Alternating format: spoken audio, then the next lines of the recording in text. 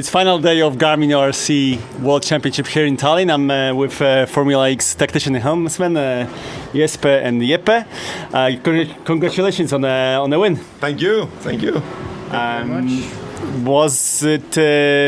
What was coming over your mind before this day? Because you took the lead on the first day, I guess. Never took it bad, but it wasn't not granted.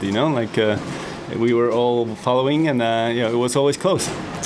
Well, I think first of all, I think the B group is really highly contested. It's where you have a lot of very strong teams actually, and in the end, I would say 3-4 teams kind of pulled away from the pack, and that means we were kind of sharing points. So even though we were actually with 3 thirds in the second, after the first 4 races, you would say you're already gone. But in reality, it didn't take a lot of changes in points.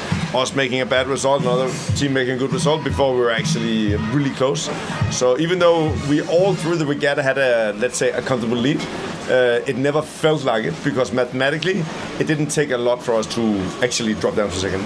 Especially that today we had a windy day, so it was just a split second and something could go wrong and you could have a damage. Did you put the pedal to the metal, Jeppe, or was it kind of securing the lead? No, there's no doubt that coming into the last day, being in the lead, you don't want to mess up in the first race and end up with 2 discards, especially when you know there's only 2 races of the day and you only have 1 discard. So we definitely know we had to play it safe, but if you play it safe in a fleet like this, you're gonna lose. So you had to push hard, but don't do anything too stupid. And obviously you didn't.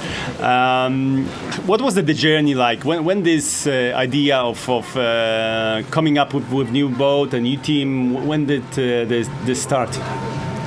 Well, it started like 1.5 years ago. I got involved with the whole project, to being on the technical board, to do some feedback, pushback on all the designers, because you can sit in a computer, design a boat, but my job was to try to, okay, if you do this design, how does it work like in the real world? So that was my first, let's say, assignment with Yacht. And then after a few months, suddenly I had this phone call from CEO Krenz. He's saying, "So yes, but we brought you in because you're a real sailor. How about we actually make a racing team?"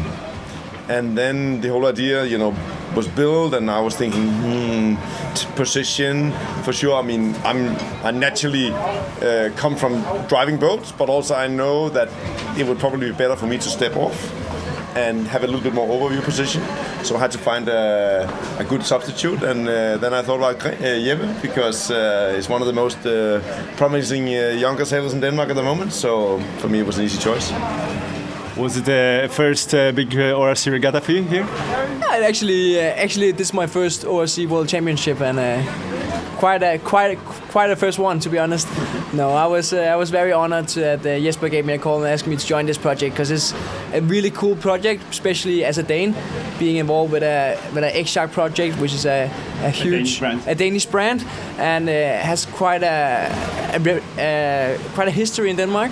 So it's quite an honor to be able to join this team and to learn a lot from it. So going back, you have all the Danes on board, or you have international crew?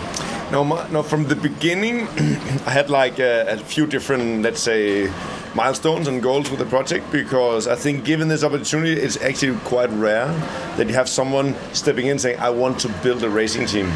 My first proposal was because they asked for a full pro team, was not really accepted, and then we said, completely, okay, let's start all over. Then we built the idea of let's say having a very small core of pros, experienced pros, but try to bring all of this, we have a huge base of talent in Denmark, but the challenge is sometimes actually to get out there and show yourself. And then we changed everything around, Kren and I, and then we built the idea of actually building a development team based on Jeppe's on the experience side, but next to Jeppe, there's a bunch of match racing guys who are really keen to get out there, and they have huge skills. They have a lot of aspiration to get there, but how do you get the opportunity? So I wanted to create that. So from day one, or let's say from probably day 3, because day 1 is not going to be a full pro team, my thinking was I want to give these guys an opportunity to sail in an international environment. English is the language.